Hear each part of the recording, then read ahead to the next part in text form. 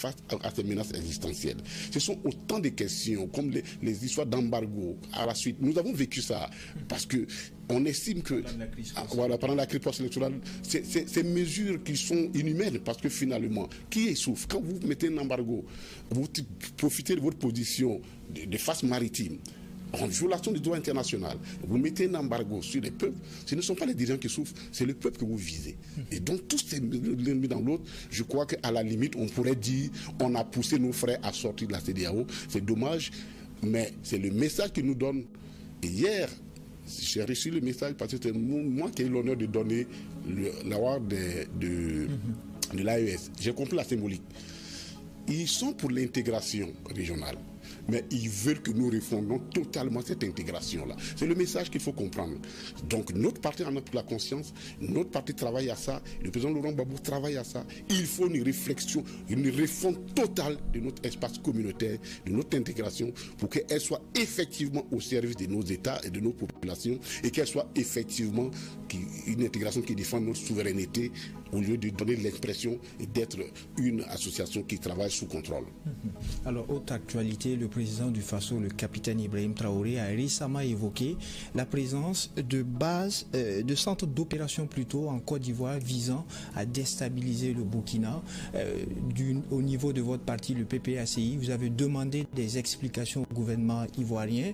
Pourquoi une telle requête et où en est-on au stade actuel? Oui, parce que quand même les menaces, l'accusation elle est forte, elle est grave. Ce sont des associations qui sont fortes, elles sont graves. Elles ne demandent pas d'un ministre, elles ne demandent pas d'un directeur général, elles demandent du président du Faso. Et pour nous, pour ceux qui connaissent un peu le langage diplomatique, c'est quand même suffisamment grave. Et nous, en tant que parti politique, panafricaniste, engagé, nous avons dit attention, il faut que le gouvernement ivoirien nous rassure.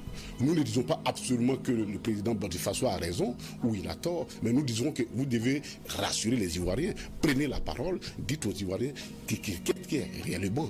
Parce qu'on ne peut pas, de telles accusations ne peuvent pas être portées sur notre pays. Quand même, c'est une sorte d'anathème qui est jeté sur notre pays. Et quand nous le demandons, nous regardons sur notre propre histoire. En 2000, dans les années 2000, le Burkina a servi de base arrière pour déstabiliser notre régime. Ça, c'est connu. Ce n'est même plus, c'est un fait historique, c'est connu. Et personne, au bout du compte, n'a gagné quelque chose, ni le Burkina, ni la Côte d'Ivoire. Ayant souffert de ça, nous ne pouvons pas accepter que cela, qu'on n'ait pas tiré la leçon de ça et qu'on nous accuse, nous, à notre tour, de déstabiliser le Burkina Faso. Est-ce qu'il y a eu des retours depuis l'appel que vous avez lancé pour des explications? Non, alors ce que j'ai lu, ce que nous avons lu, c'est qu'il y a eu le ministre de la Défense qui a fait une interview dans un journal, je ne vais pas faire le nom du journal pour des raisons de publicité, a dit tout simplement, a démenti. Il dit non, c'est pas vrai, pas du tout. Nous nous en tenons, mais nous estimons que ce n'est pas suffisant. Il faut quand même que cette question soit posée au niveau de l'Assemblée nationale pour que, oui, qu'on nous dise et qu'on nous rassure. Parce qu'au bout du compte, ce que nous devons faire, l'erreur que nous faisons, il y a tellement de liens sociaux, historiques, anthropologiques entre la Côte d'Ivoire et le Burkina, que lorsque nous faisons cette erreur, comme on l'a fait en 2000, le Burkina l'a fait en 2000, et qu'on nous accuse de faire aujourd'hui, mais nous ne rendons service à aucun de notre peuple. Et honnêtement, il faut que sur ces questions-là, les politiques, nous devons être intransigeants sur ces questions. Le Burkina et la Côte d'Ivoire, on doit marcher de concert parce qu'on a trop d'intérêts convergents et on ne peut pas accepter ce genre de choses. Donc, oui, il y a eu un démenti du ministre de la Défense. Nous prenons acte de ces démentis, mais nous estimons que ce n'est pas suffisant. Il faut que la question soit assez sérieuse. Il faut que le débat s'ouvre au niveau de l'Assemblée nationale de notre pays, parce que c'est là-bas que le débat a lieu, pour que cette question-là, on lave ce puits-là définitivement et qu'on ait de nouveaux horizons pour les deux pays.